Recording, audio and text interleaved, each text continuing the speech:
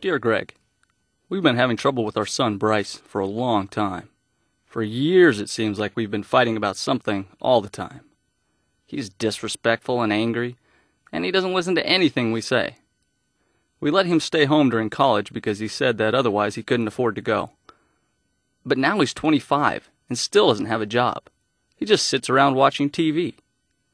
We know he's been smoking marijuana, but when we try to talk to him about it, he gets a real attitude and just walks out of the room. And we also know he's been stealing from us to buy drugs and other things. Now today we get a call from the police saying that he's in jail on some kind of drug charge, and he wants us to get him out on bail. We can do that, but it would be a real financial problem for us, and I resent having to do it. On the other hand, if we don't bail him out, the lawyer says he could sit there in the county jail for like 2 weeks waiting for a court date. And my wife couldn't stand the thought of leaving him there. What should we do? Let me mention here that because of the urgency of this issue, I answered this question to the questioner immediately on the phone the same day, as opposed to over several days as I'm going to answer here. For a long time, Bryce has been telling you in many ways that he's very unhappy and doesn't feel loved. With his anger, rebellion, and drug use, he's been responding to a great deal of emptiness and fear. But instead of understanding that and loving him unconditionally, you've been fighting him and trying to control him.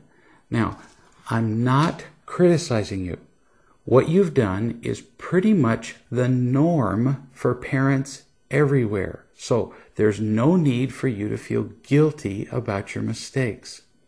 You've done the best you could and have failed to love him as he's needed only because you haven't received the love you needed either. Now, you just need to recognize the cause of Bryce's behavior, because then you'll be much better equipped to respond more productively. What our children need most from us is our unconditional love, our unwavering acceptance and support no matter what mistakes they make.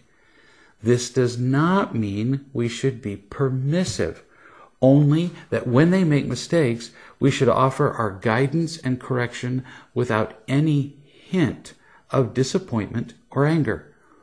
When we become disappointed or angry, we powerfully communicate to our children that our primary concern is for ourselves, for what we didn't get or the inconvenience we suffered, not for their happiness.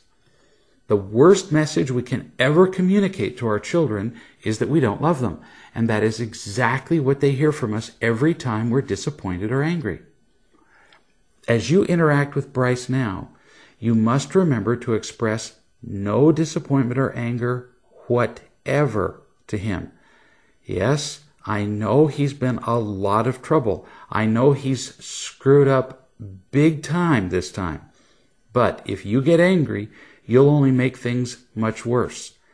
It may help you to remember that he's learning the lessons of life the same way you and I have, by making mistakes. When you can remember that, and especially when you realize that his behavior is mostly a response to a lack of love from you, you'll find it much more difficult to remain angry at him. Now, in our next session, we'll talk about what else you can do.